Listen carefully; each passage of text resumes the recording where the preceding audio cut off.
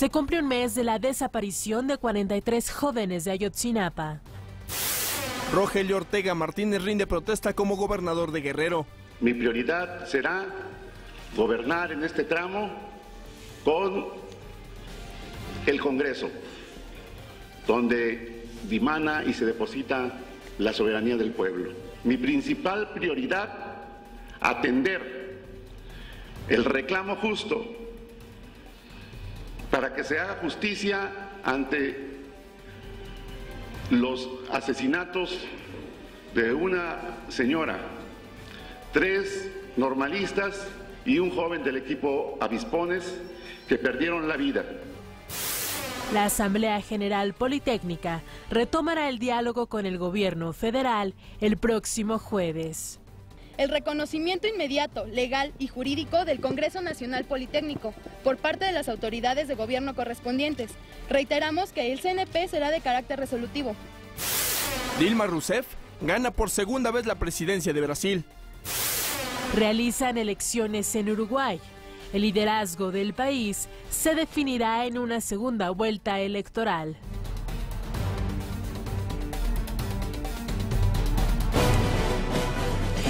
¿Qué tal? Muy buenos días. Bienvenidos al Primer Café. Yo soy Ana María Salazar, Raimundo Riva Palacio, Paco Abundis, muchos temas internacionales, nacionales, Brasil, Ucrania, Guerrero, obviamente.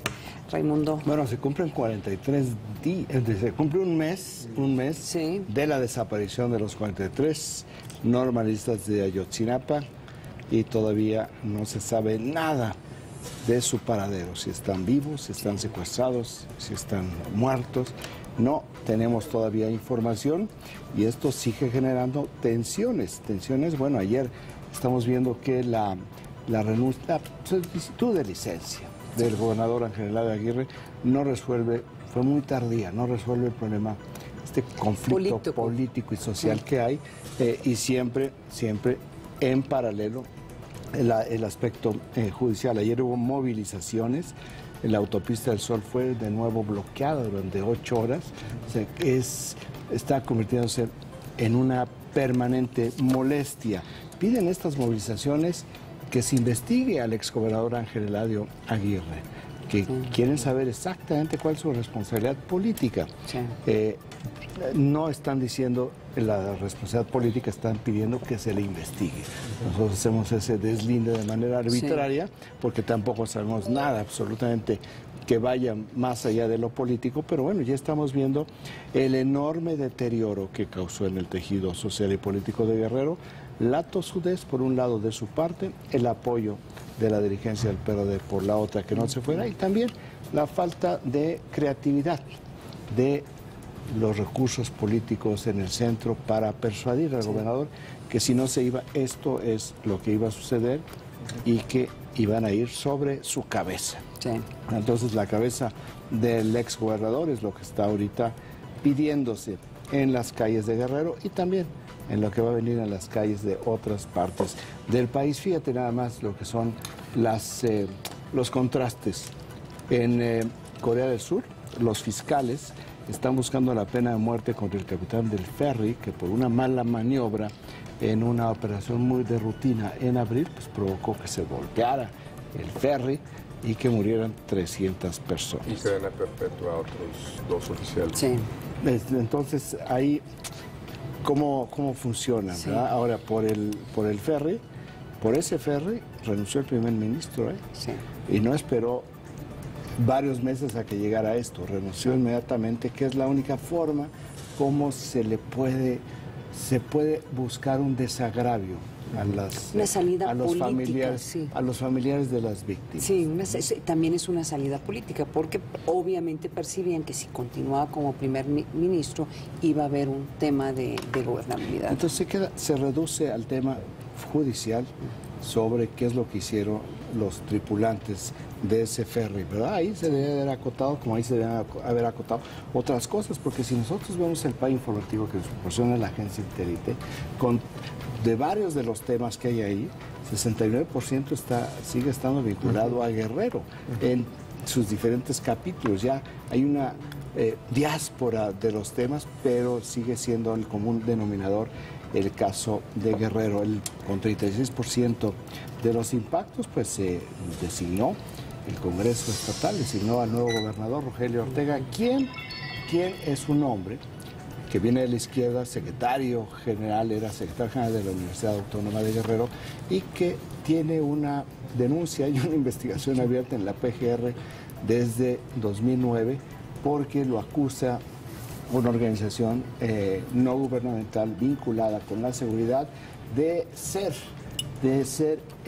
haber sido el enlace de las FARC, la guerrilla colombiana, en México. Inclusive esta denuncia viene porque después de aquella operación en Ecuador, en la cual pues el gobierno colombiano, con el apoyo de Estados Unidos, se metió violando la soberanía de Ecuador y bombardeó el campamento de las FARC que estaba en Ecuador. Tomaron una computadora de uno de los líderes, Raúl Reyes, y su nombre, el nombre de Rogelio Ortega, aparecía en esa computadora, donde 12 representantes de las FARC en México hablaban de cómo él les había pedido dinero para organizar secuestros en México.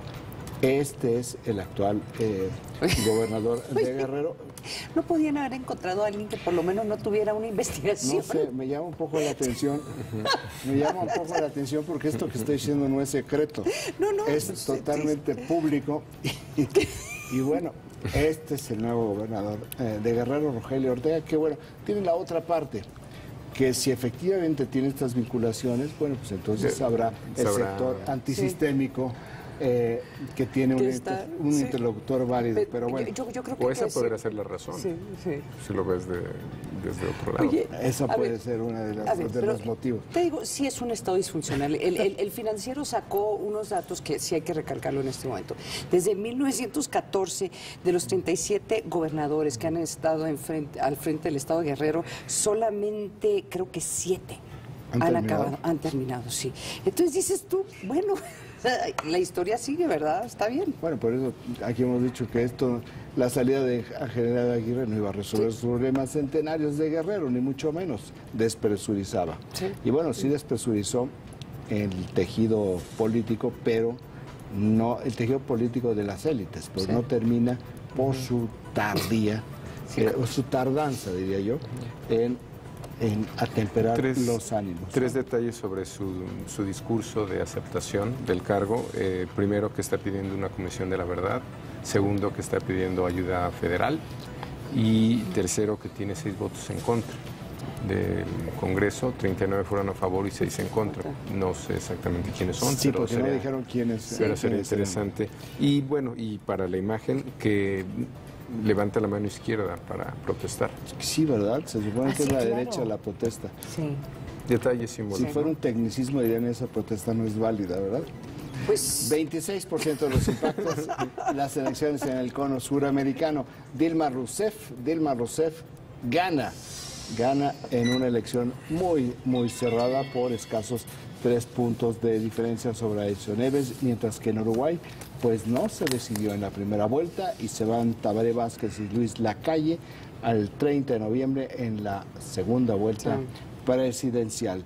El tercer tema, 21% de los impactos, tiene que ver con Andrés Manuel López Obrador. Él en este importante mitin por la movilización de ayer en la Ciudad de México, se deslindó de los eventos del alcalde de Iguala, de los eventos en Guerrero, pero el PRI, el Comité Ejecutivo Nacional del PRI, aprovechó toda la información que se ha venido difundiendo a lo largo de varios días sobre que a él le entregaron un documento, en su campaña presidencial del 2012, le entregaron un documento donde un expediente sobre el exalcalde de Iguala y hoy prófugo José Luis Abalji, y él simplemente lo ignoró. Le está pidiendo el PRI que rinda cuentas y a la PGR que lo llame a declarar. En términos puristas de investigación ministerial, pues sí podría la PGR llamar a declararlo a él y a muchos otros perredistas. El cuarto tema, 7% de los impactos, el Consejo Mexicano de Negocios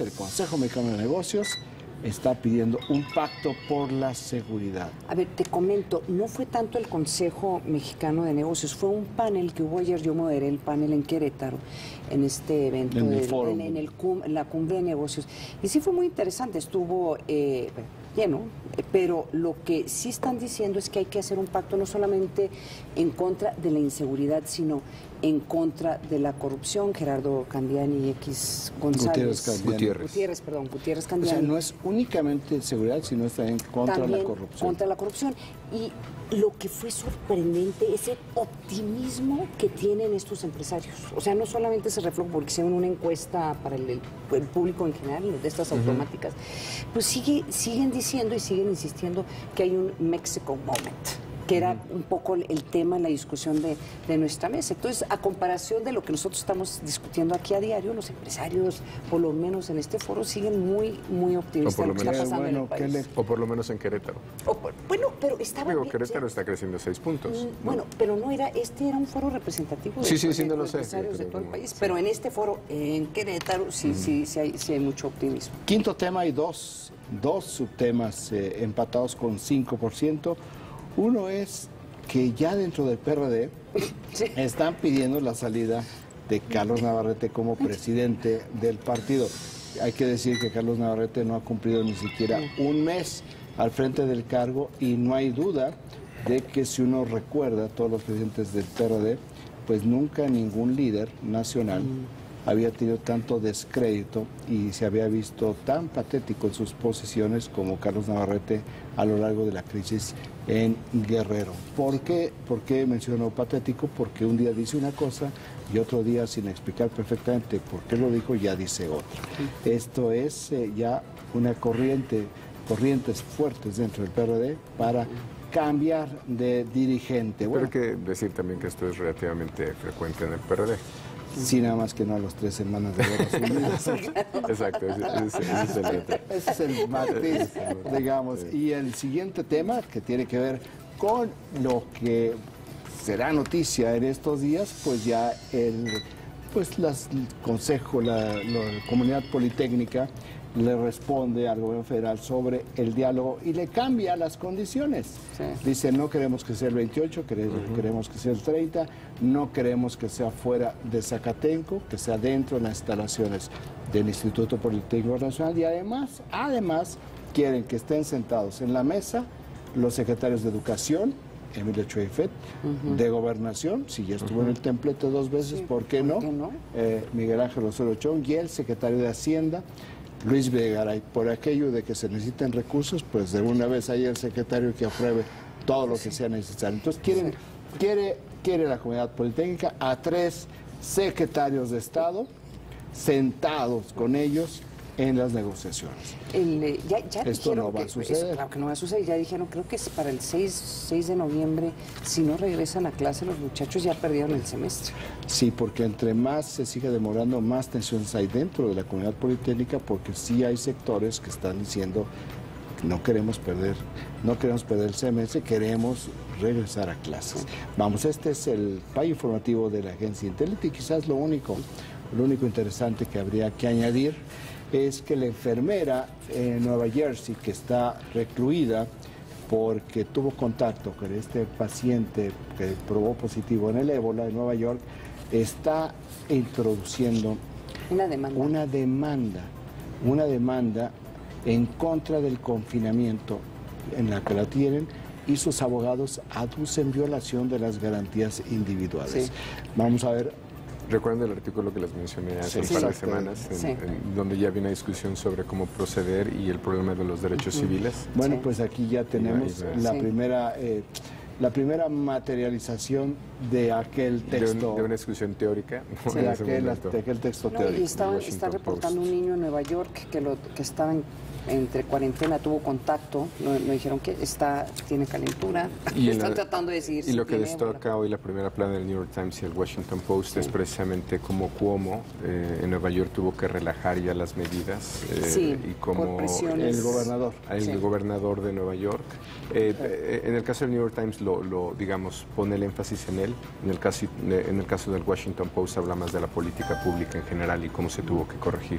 Sí, porque la diferencia entre entre New Jersey y Nueva York es donde haces la cuarentena, si en tu casa o en un espacio que identifican las autoridades. Y en Nueva Jersey, bajo la demanda de esta enfermera, es que la tienen en un lugar como un hospital que ni siquiera tiene baño, o tiene un baño portátil y parece que es bastante austero y que no es muy cómodo. Entonces, parte de la demanda es un poco que si vas a tener a la gente en cuarentena, las tienes que tener con cierta, por lo menos con cierta comodidades mínimas. Eso lo refleja el New York Times, pero sí viene un tema muy interesante que no lo hemos comentado aquí en el programa, pero ya el gobierno de México sacó su reglamento o por lo menos un edicto en donde subraya que el gobierno tiene la posibilidad, si es necesario, y se vuelve un tema de emergencia nacional o de seguridad nacional, puede requisar televisoras, radiofusoras, puede exigir la cuarentena de las personas. Entonces, en cierta forma, ya el gobierno de México está poniendo los parámetros de cuáles van a ser la política de este país o lo que van a tratar de imponer ante la posibilidad de que pudiera agravarse la situación del ébola, que hay que decirlo, hasta este momento no ha habido un solo caso en México, que creo que es también importante subrayar. El Excelsior trae en portada Tony Blake, que también estuvo en evento. Tony Blair, que estuvo, es lunes, estuvo también en este evento de esta cumbre de negocios en Querétaro. Fue muy chistoso, porque él dice, él es de los más optimistas de lo que está sucediendo en México es Tony Blair. Entonces, y él hasta reconoce, yo sé que varias personas me están mirando un poquito extrañados y de hecho he hecho varios eventos aquí en México. Pero me pagaron por venir a hablar bien, entonces no puedo dejar de... O sea, un poco era lo que decíamos nosotros, pero sí hay muchísimo optimismo expresado. Claro, él viene de Europa en este momento y él decía, váyanse a Europa para que vean qué mal están las cosas, el tema de Ucrania, la economía no crece. Entonces, también yo creo que hay que verlo desde la óptica de él, en donde sí la situación europea, particularmente en lo que tiene que ver en temas económicos, está bastante grave. Esto lo podemos encontrar en la portada de Excelsior. Y habló particularmente bien de la reforma educativa. Ah, sí, claro. Porque dijo que la que él llevó a cabo en la Gran Bretaña fue la que le había costado más trabajo por los sindicatos. Sí. Es interesante porque fue muy específico respecto a las reformas. Sí, y le preguntaron, ¿qué le recomendaría a los líderes de este país? Le dice, uno, estén dispuestos a recibir muchísimas críticas, particularmente por el tema de las redes sociales, que sí es cierto. Y dos, hagan lo que ustedes crean que sean correcto, o sea, tomen las decisiones que ustedes crean que sean correcto y no se dejen presionar por la política u otras presiones, insinuando nosotros en los medios de comunicación. Él escribió en sus memorias que cuando uno se embarca en reformas muy profundas, como él lo hizo en su segundo periodo, recibe muchos consejos de sus cercanos que dicen no lo hagas porque esto va a generar muchas tensiones. Dice, porque sí, las reformas, cuando se hacen reformas profundas, se hacen reformas varias, genera muchas tensiones. Claro, dice en sus memorias, cuando estas salen bien, esas personas que dicen no lo hagan son los primeros que dicen, qué bueno que me hiciste caso para profundizar las reformas, digamos, oportunistas. Regresando nada más al tema del ébola, me parece interesante que el artículo del New York Times sobre el tema hace un recuento de todo lo que está pasando en electrónicos. Cita varias declaraciones o entrevistas en CNN o en Fox y como todo el mundo ya tiene en mente todo este tema de los derechos civiles. Sí.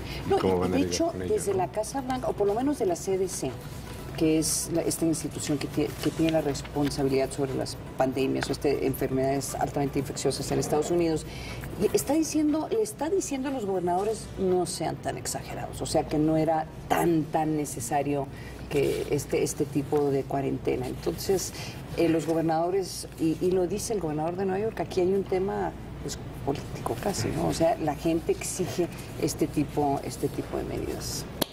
Con esto nos vamos a un corte, no se vaya, mucho más aquí en el Primer Café.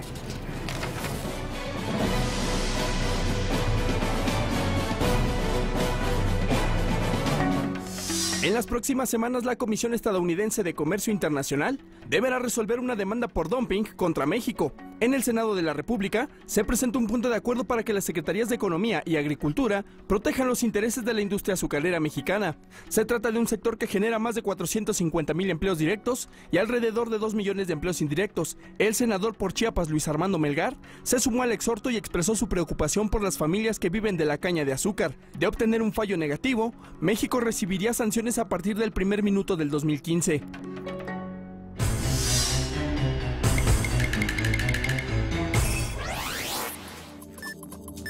Horario de verano.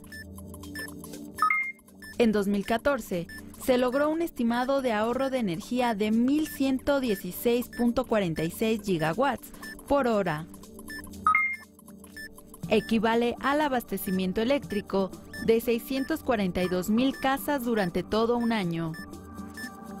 El dato útil para comentar en el café. Poco a poco se ilumina el camino. La gran fiesta de los muertos, Hueymicaehue-Tontle, ha empezado. Un gran árbol es adornado con hermosas flores de cempasúchil, papel y largos cordeles. Y en la cima, un azteca es el dios de la guerra, acompañado por fieros guerreros.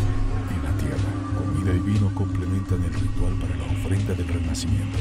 2 de noviembre, Día de Muertos, una tradición con sabor a historia. El nuevo Salvo Limón es más espeso y poderoso, por eso hace más espuma y rinde hasta 40% más. Puedes ahorrar porque rinde más. Indescriptible. No había dolor, ni tampoco sufrimiento. Al regreso de la muerte, Frío Mortal, miércoles 16 horas. Hoy celebramos la Constitución de Apatzingán, en la que hace 200 años se plasmaron la voluntad de la gente, la libertad y la igualdad de todos y el equilibrio de los poderes de gobierno. Así se creó una nación.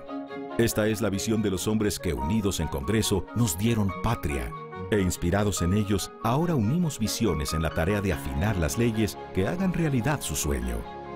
Construimos acuerdos para decidir juntos. Cámara de Diputados, 62ª legislatura. El toreo natural es el que se realiza con la mano izquierda, el toque en la derecha y el corazón en medio. Felipe Sassone. La fiesta taurina en México es una de las manifestaciones más antiguas y profundas de nuestro ser mestizo. Muy buenas noches, amigos, bienvenidos a este ruedo llamado México Bravo. Para ser bravíos, hay que nacer bravíos. México Bravo, lunes 23 horas. Proyecto 40. Chiapas tiene un gobierno verde. El gobierno verde de Chiapas apoya a las madres solteras para sacar adelante a sus familias.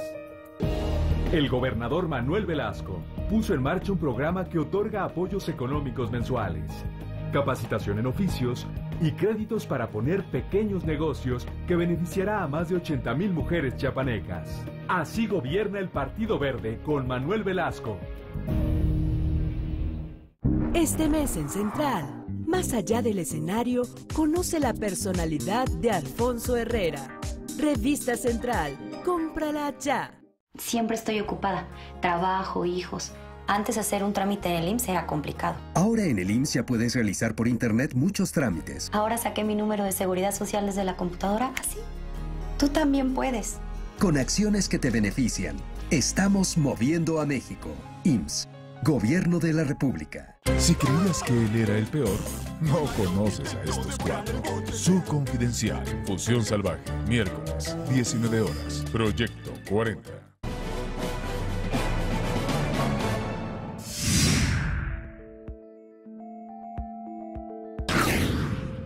Dilma Rousseff lo volvió a hacer. Ocupará un segundo mandato en Brasil durante los próximos 4 años.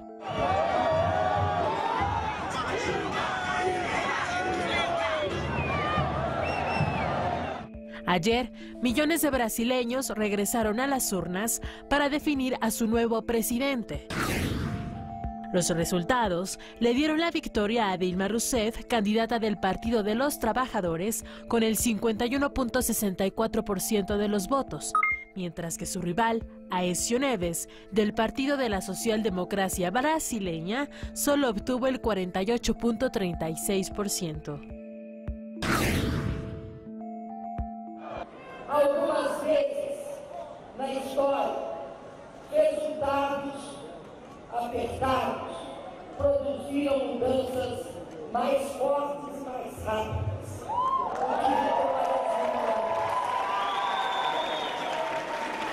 É essa a minha esperança, ou melhor, a minha certeza.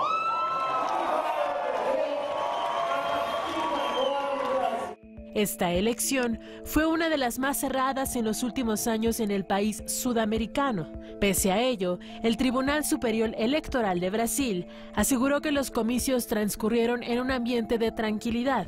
Según los analistas, la campaña electoral de 2014 dejará como legado un país dividido y sobre Dilma Rousseff una dura carga, pues tendrá que hacer frente a los delicados problemas económicos y políticos en Brasil.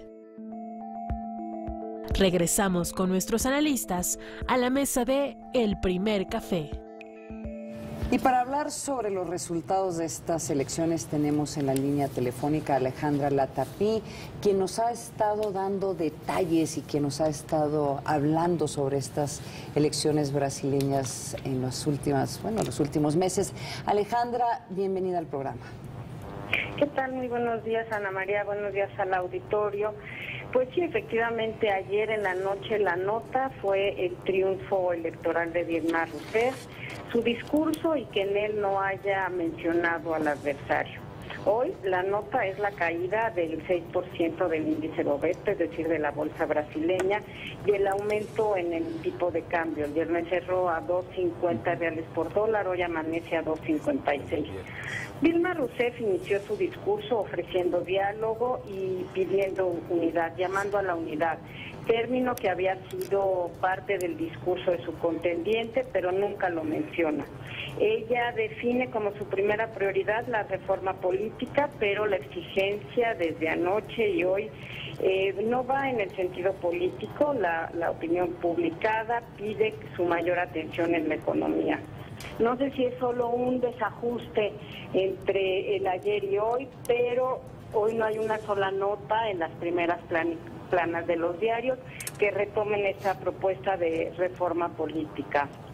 Dilma además va a gobernar los próximos 4 años con menor presencia de su partido, tanto en los gobiernos de los estados como en el Congreso, en ambas cámaras.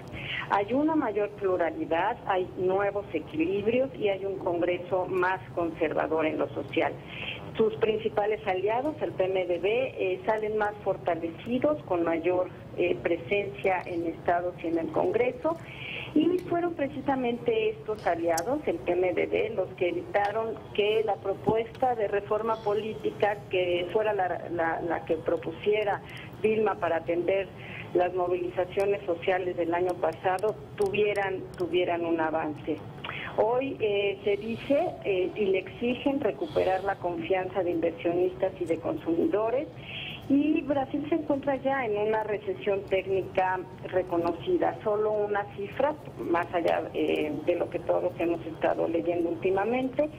En 2010, que fue el primer año de gobierno de Dilma, el crecimiento fue del 7.5%, hoy en 2014 es menor al 1%. La inflación en septiembre de 2010 estaba en 4.7, ahora está en 6.75, casi 7%, y el dólar en 2010 estaba en un promedio de 1.70, hoy amanece en 2.56. La nota política, que no es la de la reforma, es la posible candidatura de Lula da Silva para el 2018, y la posibilidad de que Lula, a sus 73 años, compita contra una Aécio Neves de 58 años, que le dio a su partido, el Partido Socialdemócrata de Brasil, el mayor crecimiento en los últimos años, y un crecimiento tanto personal como de presencia, tanto en los estados como en el Congreso, además de sumar a su alrededor nuevos aliados.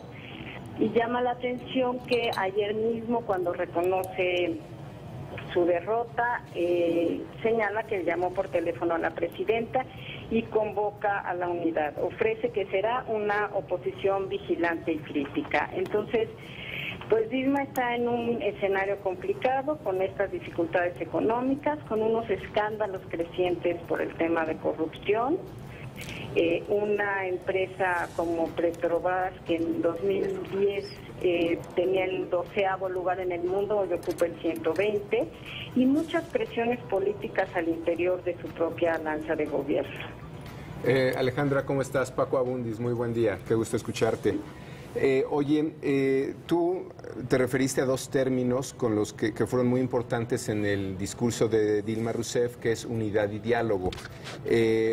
Algunos artículos, en particular el de O Globo, señala como parte del resultado de esta elección, o lo que explica, es un tema de campañas negativas y el hecho de que esta es la elección más cerrada de la historia democrática reciente de Brasil, desde que vuelven a la democracia en los 80s.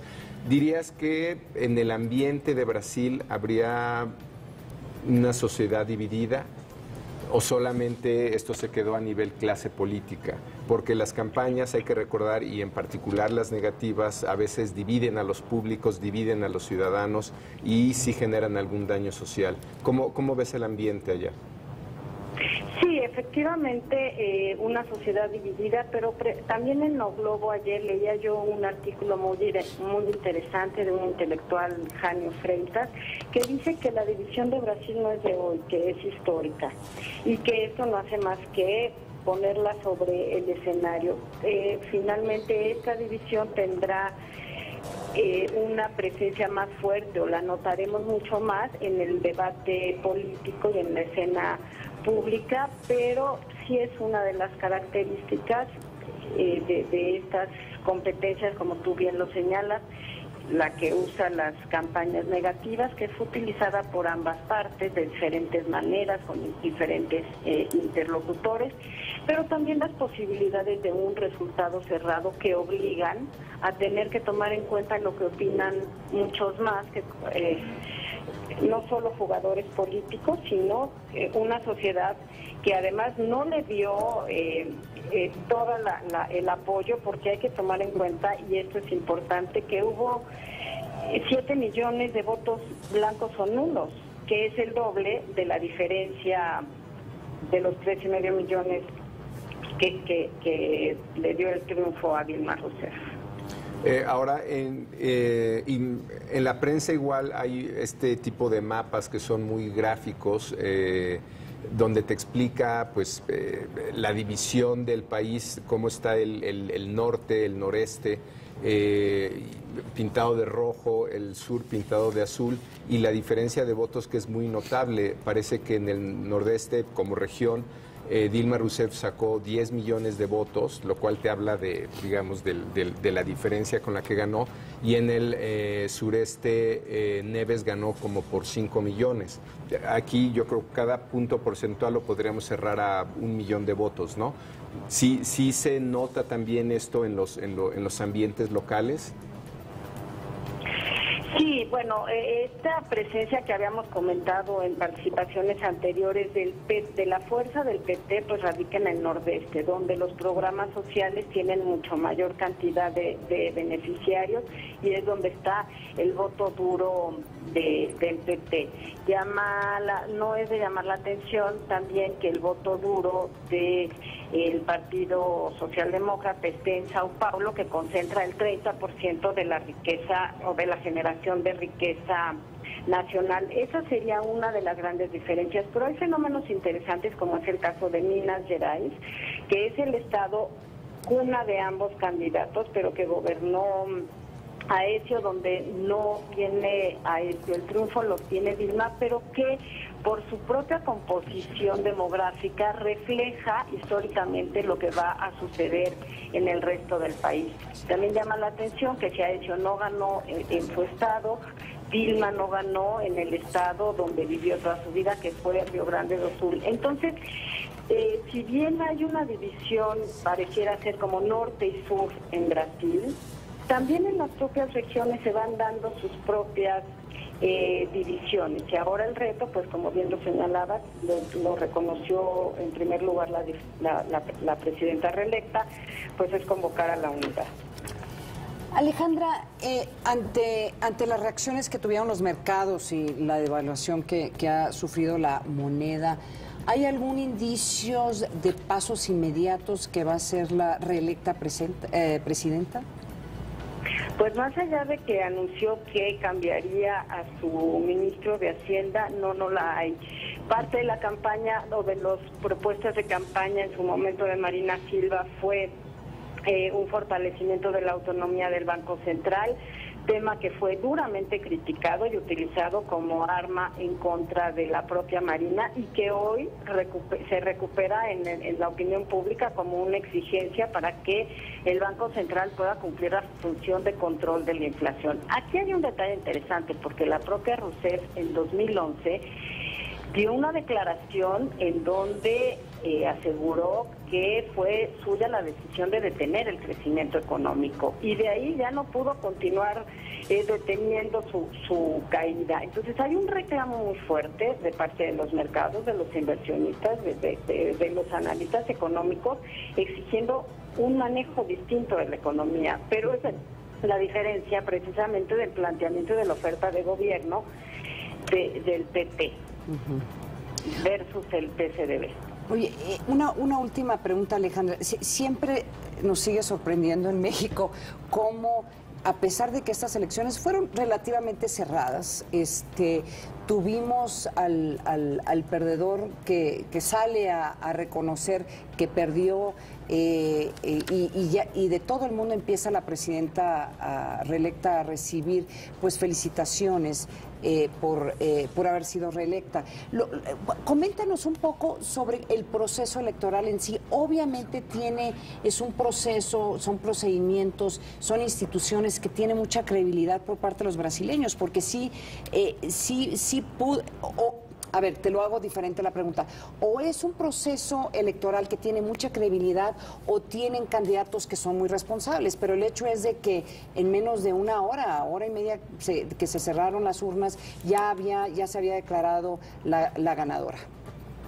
Bueno, es que yo pediría no hacer una comparación con la cultura política al respecto que tenemos en México, porque los casos son muy distintos. En México no tuvimos una dictadura militar, sí, y aquí sí la hubo.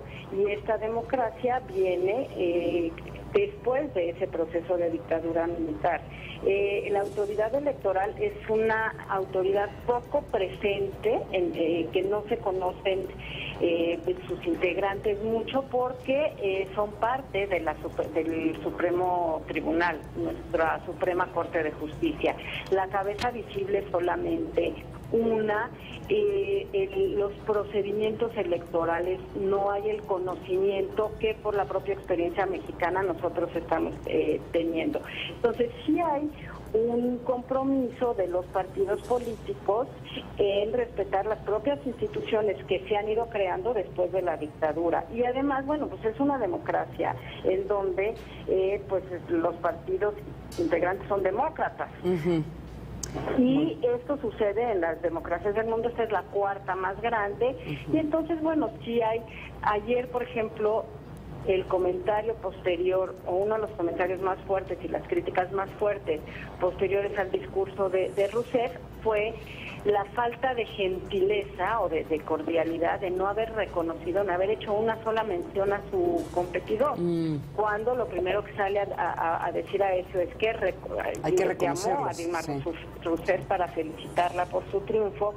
Y Rousseff, si bien retoma los temas de Neves, no hace un reconocimiento. Entonces también hay una crítica a no perder esos detalles que también tienen mucho que ver con el trato democrático, y porque después de tan lastimados como quedan los ánimos posteriores a una campaña negativa tan fuerte como hubo, sobre todo que fue el PT el que usó más estas herramientas, estas estrategias de campaña, primero contra Marina y después contra Aécio, y que no hubiera un gesto de cordialidad, pero bueno, nada que ver con los casos que hemos vivido los mexicanos. Alejandra, pues de nuevo muchísimas gracias, no solamente por acompañarnos el día de hoy, pero que nos hayas acompañado en los últimos meses explicándonos este proceso electoral en Brasil. Gracias Alejandra. Gracias a ustedes y un saludo al auditor. Gracias, Alejandra Latapí desde Brasil. ¿Qué les pareció? Interesante. Bueno, me pareció que como arrancó es terrible, ¿verdad? La reacción de los mercados. Pero eso ya estaba desde el viernes. Desde el viernes ya digamos, cuando subió, en los últimos 15 días que subió Dilma, era así una correlación inversa. Ella subía, los mercados bajaban. Nada más se expresó al final con mayor énfasis. Sí. Pero a mí sí siempre me sigue interesando, o yo creo que sí es importante subrayar que todos estos procesos electorales, sí, tienes que tener candidatos que estén dispuestos a reconocer que perdieron, ¿no? Claro, y lo otro es que hay que poner atención a estas formas de hacer campaña, porque son los mismos consultores. Sí, y eso es que no nos es los mismos consultores que trabajan en México. Así es. No, ese tema de las campañas negativas, yo creo que este es un tema que vamos a tener que retomar aquí en el primer café, porque ya se están viendo en algunas partes del país, a pesar de que no se ha definido los candidatos para el año que viene. Es decir, hay un costo social en ello, porque la discusión no se queda nada más en la clase política o en los partidos. Sí. La diferencia con Uruguay, donde no hubo campañas negativas. Sí, claro. A ver, yo creo que un poco más tarde ojalá que nos alcance el tiempo de hablar lo que pasó en Uruguay el día de ayer. Nos vamos a un corte, no se vaya. Pero seguro que no hubo campañas negativas.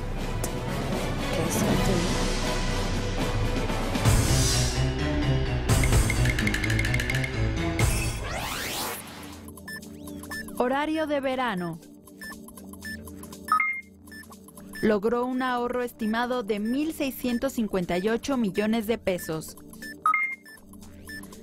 Evitó la emisión de un estimado de 543.000 toneladas de dióxido de carbono. El dato útil para comentar en el café. Tenemos, sin lugar a dudas ya, las condiciones de seguridad que se requieren. Cuando de política se trata, todos parecemos expertos, pero ¿cuán informados estamos? La consulta que quiere hacer el PRD no tiene al final un fin bueno para todos los... Pero además vas en contra de sus votantes naturales, ¿no? Únete al debate político con Lourdes Mendoza en A que no sabías. Lunes 21 a 30 horas. Proyecto 40.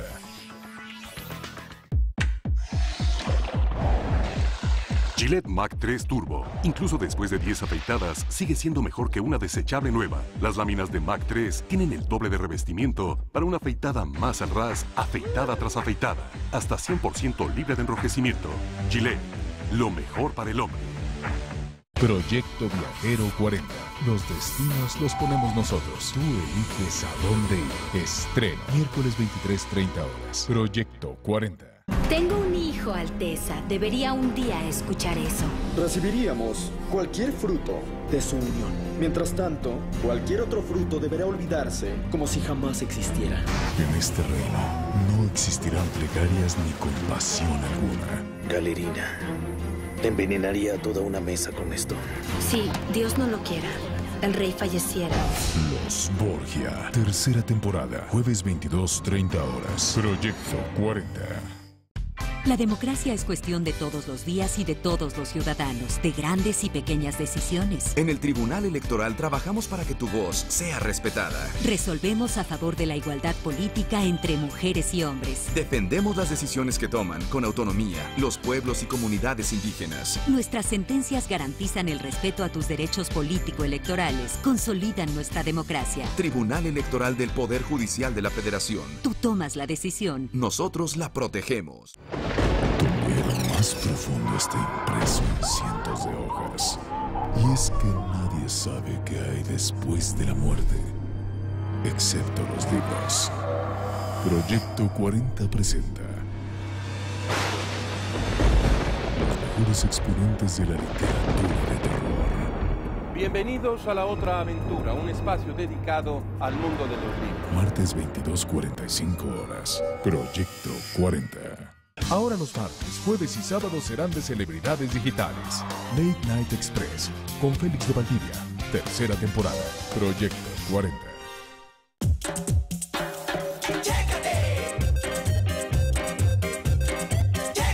Chécate.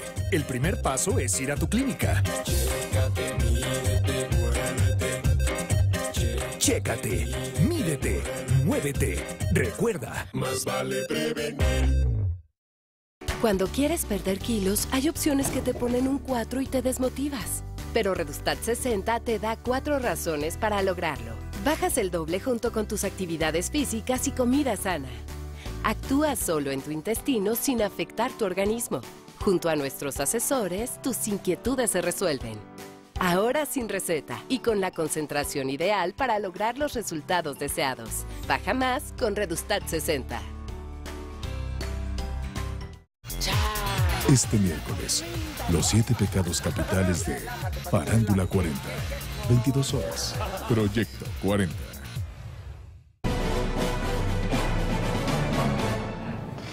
Gracias por continuar con nosotros aquí en el Primer Café. Mire, el pasado viernes recibimos una llamada de Jesús Zambrano, expresidente del PRD, quien nos aclaró que nunca ofreció protección al exalcalde de Iguala, en el estado de Guerrero, José Luis Abarca. Mire, esto es parte de lo que nos dijo el viernes. Veamos. Cuando se presentaron los hechos estos últimos lamentables que han puesto en una situación crítica, complicada la vida del país, yo pedí abierta, lo digo, lo reitero porque ya lo dije en otras ocasiones, en su momento también lo expresé, abiertamente, directamente con la Abarca el lunes siguiente al viernes sábado de los acontecimientos, que solicitara licencia de inmediato, que no íbamos nosotros a transigir, si no solicitaba lo íbamos a desaforar, que lo mejor era que solicitara licencia si se decía libre de culpa y que con ello se pusiera a disposición de la autoridad ministerial. Al otro día lo hizo este individuo y luego se fugó. Ya la fuga de él no es responsabilidad mía, pero yo hice lo que a mi juicio tenía que hacer. Por lo tanto, por favor, el que se diga o sugiera por lo menos que yo establecí relaciones de complicidad o de protección con Abarca, me parece que por lo menos se falta a la verdad. Pues tenemos en la línea a Jesús Zambrano, a quien le agradecemos que nos haya vuelto a tomar la llamada, porque el viernes fue un poco apresurado. Jesús, muy buenos días y una vez más, muchas gracias por tomarnos la llamada. Al contrario, muy buenos días.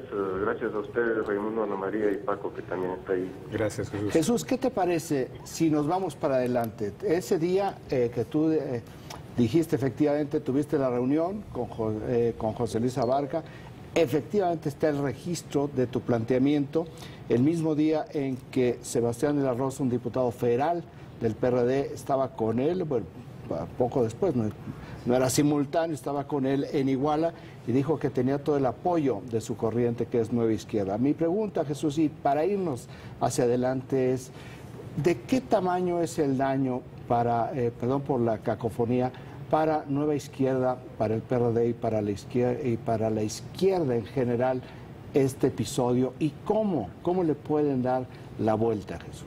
Mira, Raimundo, lo que hay que decir claramente es que, como lo dijo el propio Carlos Navarrete a las pocas horas de que asumió la presidencia nacional del partido, lo dijo en Iguala, estábamos obligados a pedir perdón porque nos equivocamos. Ahí están los hechos, hablando más que 1000 palabras. Y por supuesto que esto ha dañado al propio estado de Guerrero, ya no digamos a Iguala mismo, al país, lo tiene en una situación complicada, y por supuesto que también ha dañado al PRD en lo que le corresponde como parte de la izquierda mexicana. Asumimos plenamente la responsabilidad de lo que de ahí se deriva para tener muchísimo más cuidado y actuar con más responsabilidad, incluso yo te diría más allá de lo que los órganos de inteligencia del Estado mexicano nos pudieron haber dicho en algún momento. Bueno, lamentablemente no fue la información apegada a lo que después ha sucedido, y hay que tener mucho más cuidado y más responsabilidad y más sensibilidad, como tú mismo lo expresabas el viernes, Raimundo, y que en la selección de candidaturas para el año que entra, que van a ser muchísimas federales y locales, poner mucho más cuidado. Hoy, por ejemplo, frente a la sustitución de Aguirre en Guerrero para la gubernatura, pues quisimos actuar también con esa misma responsabilidad con la que estábamos obligados, y me parece que la salida que se dio en la figura de una persona muy reconocida en el medio académico y también por su capacidad de diálogo con otras fuerzas políticas y sociales en el estado de Guerrero, la de Rogelio Ortega, pues me parece que sin ser de ninguna manera del PRD, es momento en que con hechos le digamos a la sociedad: queremos abrirnos, queremos que la sociedad se exprese, queremos que no haya ninguna duda de que el perdón que hemos pedido es sincero y que estamos en la mejor disposición de reflexionar sobre lo que ha pasado y las medidas que hay que tomar. A nosotros, a mí en lo personal, pues me da la honestidad, no como otros de la honestidad valiente, que no tienen ni tanta valentía ni tanta honestidad como para reconocer que en su momento fueron advertidos también de esta posibilidad de lo que después ha sucedido, ¿no? Entonces, eso es así muy resumidamente, Raimundo, lo que yo podría decir al respecto. Jesús, hablando de honestidad valiente, ya nos estás dando indicios de cuál es tu posición ante los comentarios que hizo el día de ayer Andrés Manuel López Obrador, en donde no solamente se deslinda del exedil de Iguala, pero también del PRD, y usa este tema del presidente municipal de Iguala para darle distancia, tomar distancia del PRD. Ya dinos así directamente cuál es tu posición, comentarios sobre lo que dijo el día de ayer Andrés Manuel López Obrador. Pues ya dije una parte, no le alcanza la honestidad valiente para reconocer en todo caso la parte de responsabilidad que le correspondió en su momento como candidato a la presidencia de la República. Y lo segundo es que yo desde el 2010 me empecé a deslindar del PRD. Ah, sí, nada más que en el 2012 buscó ser su candidato a la presidencia de la República y fue su candidato a la presidencia de la República y recibió el financiamiento para su campaña de ese partido del que según él ya se estaba deslindando, y si no hubiera sido por ese partido difícilmente hubiera alcanzado la tercera parte de los votos que juntos, el esfuerzo de toda la coalición de izquierda, junto con desde luego el PRD como el partido más importante de esa coalición, y con López Obrador a la cabeza pudimos sacar eso. Entonces me parece por lo menos una actitud demagógica, para no decir más. Lo que el día de ayer le escuchamos, está tratando de montarse en un hecho lamentable y decir: la culpa no es mía, la culpa no es de Moreno, la culpa no es de López Obrador, la culpa es del PRD, allá busquen a los culpables. Lo dijo también el dirigente de Morena, por cierto, ayer. Están, pues, me parece a mí, en una actitud en la que dicen: ahora el perro flaco al que hay que echarle las pulgas se llama PRD, y entonces sobre él yo no tengo nada que ver, por favor. Jesús, ¿cómo estás? Paco Abundis te saluda. Oye, yo creo que para ser justos, pues al nuevo presidente Navarrete esto le tomó por sorpresa.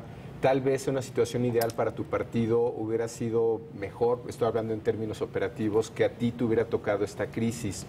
¿Hubieras hecho algo distinto? ¿Hubieras hecho algo, no sé, en términos de posición o de comunicación, algo distinto después de toda la experiencia que has tenido como dirigente de tu partido?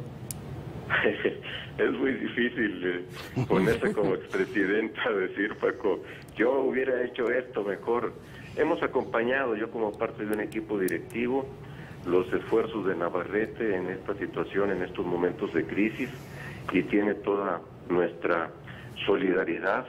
Me parece que es un momento importante para que ya con la sustitución que se ha dado del gobernador con esta persona que viene del mundo académico fundamentalmente, estaremos en condiciones de que se distense el ambiente, y me parece que en todo caso los señalamientos que hay sobre Navarrete, pues hay que entenderlos como parte de las revanchas internas. Ayer un grupo de compañeros, los que perdieron la elección interna, pues dicen que Navarrete renuncie. Pues sí, le ganaron la elección interna, tuvieron menos del 30% de los votos. Hoy incluso algunas columnas dicen rebelión interna contra Carlos Navarrete. Pues sí, es la rebelión de los que perdieron el 7 de septiembre, ¿no? Entonces, vamos a seguir actuando. Yo quiero seguir muy cerca de las decisiones que Navarrete va a estar encabezando, si sigue encabezando desde la presidencia del partido, y desde luego vamos a estar muy abiertos a escuchar qué dice la gente, qué dicen analistas prestigiados como ustedes, para no cerrar los oídos, no cerrar los ojos, a estar muy sensibles a lo que la gente está pensando y diciendo. Oye, Jesús, una última pregunta y quiero retomar un comentario que hiciste el viernes en donde señalas que ustedes fueron con el secretario de Gobernación y preguntaron que si había alguna información negativa en contra de Abarca y ellos les dijeron que no. Y si uno le adiciona el hecho de que el nuevo gobernador de Guerrero es un personaje que tiene algunas investigaciones penales, que estábamos comentando hace un momento, de tal vínculos con la FARC. Entonces hay una investigación penal con este nuevo gobernador. Yo creo que la pregunta es, ¿cuál es las dificultades que está teniendo el PRD para poder identificar y seleccionar políticos o candidatos para estas posiciones? ¿Es un tema solamente de ustedes? ¿Qué están recomendando ustedes ya en términos de las elecciones del 2015? Porque en este momento el PRD tiene que estar seleccionando candidatos y yo me imagino que han de tener una gran preocupación de que estos candidatos no tengan algún vínculo que podría resultar problemático, sino pues una situación igual a lo que se está viviendo en este momento en Iguala. Sí, Ana María, yo creo que lo que hoy estamos viviendo es una crisis de seguridad del Estado mexicano, de sus propios órganos de inteligencia, de la capacidad en general de las instituciones del Estado mexicano para enfrentar la penetración que se ha tenido por parte de la delincuencia organizada, del crimen organizado. Yo dije, y estoy convencido de eso, de que la salida de Aguirre del gobierno de Guerrero no era la solución al problema. Va a contribuir, espero que sí, a que vayamos en la ruta de encontrar la solución al problema, pero la solución al problema de fondo, pues es justamente que todas las instituciones del Estado mexicano, partidos políticos, medio empresarial, medios de comunicación, etcétera, entremos en una verdadera cruzada y en un gran acuerdo para lograr reformas y de inmediato tomar medidas que ayuden a que las elecciones del 2015 no estén penetradas y no estén manejadas como lo hemos llegado a vivir lamentablemente. El último experimento que tuvimos fue fuerte, claro, en Guerrero en el 2011 y ahora por lo que estamos viendo sus impactos también, en Michoacán y ahora en Guerrero. Pero no termina allí la situación. Entonces creo que estamos obligados a eso, a que seamos todos más responsables y sobre todo, insisto, que la responsabilidad principal está en que quien conduce al Estado mexicano, que es el presidente de la República, Ana María, tome medidas y esté dispuesto a encabezar grandes transformaciones en este terreno. Me parecería que si, por ejemplo, ya después de la crisis que hemos vivido en Guerrero a partir de lo de Iguala, se permite que una propuesta como la de Rogelio Ortega para sustituir a Ángel Aguirre en Guerrero llegue y que supuestamente tiene, como se señala en las últimas horas, nexos con la guerrilla, con el ERP y con las FARC, etcétera. Oye, pues entonces ya los órganos de inteligencia del Estado mexicano están terriblemente amolados. Hay que dejar de creerles en absoluto a ellos. Yo creo que por lo menos algo elemental debió haber estado, ¿no? Jesús, oye, de nuevo, muchísimas gracias por acompañarnos aquí en el Primer Café. Ojalá que regreses pronto. Gracias. Muchas gracias. Muchas gracias. Muy buenos días. Y les comento, lo de Uruguay van a la segunda vuelta en noviembre, el 30 de noviembre, entonces vamos a darle seguimiento a eso. Gracias, Raimundo. Gracias, Paco. Y gracias a ustedes por acompañarnos esta mañana en el Primer Café. Nos vemos de nuevo mañana. Hasta luego.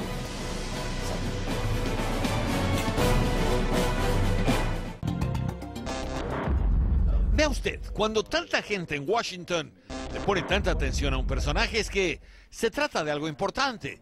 Y lo que Rosario Robles, la secretaria de Desarrollo Social de México, vino a explicarle a la gente de influencia en Washington es importante, pero sobre todo, es nuevo. In 1997, The Mexican government made the commitment to fight poverty in its country. Es acerca de esto que usted ve en este video de Sede Sol en inglés. Hoy quiero decirle a todo México que esta es una gran cruzada que convoca a todos los mexicanos. Es la explicación de cómo el gobierno mexicano intenta trabajar con más de 6 millones de familias, más de 30 millones de mexicanos, para sacarlos de la pobreza. No con dádivas, sino con apoyos condicionados a que la gente aprenda a producir más en su propio beneficio. En realidad esto de Prospera es crear un ambiente para que en México no solamente le den pescados a la gente, sino le enseñen a pescar. Exactamente. El programa Prospera es de alguna manera el sostén que les permite el que la familia tenga un ingreso mientras el proyecto productivo funciona, mientras el proyecto productivo tenga una sustentabilidad. Lo que la secretaria le explicó a la gente en Washington es que este programa va de la mano con las reformas mexicanas. Y después las dudas estaban en cuanto a qué pasa si las ayudas para la gente no son suficientes o si se suspenden por parte del gobierno sin una buena razón. Pero además incorporamos el derecho de audiencia para que si una familia, una mujer es excluida indebidamente, tenga derecho de acudir y de patalear. Los que escucharon las presentaciones sobre el proyecto Prospera son la gente que podrá apoyar también estos programas después. El Banco Interamericano de Desarrollo, incluso el presidente del Banco Mundial, que muy probablemente visitará México en noviembre. Con todas las caras y todas las voces, soy Armando Guzmán.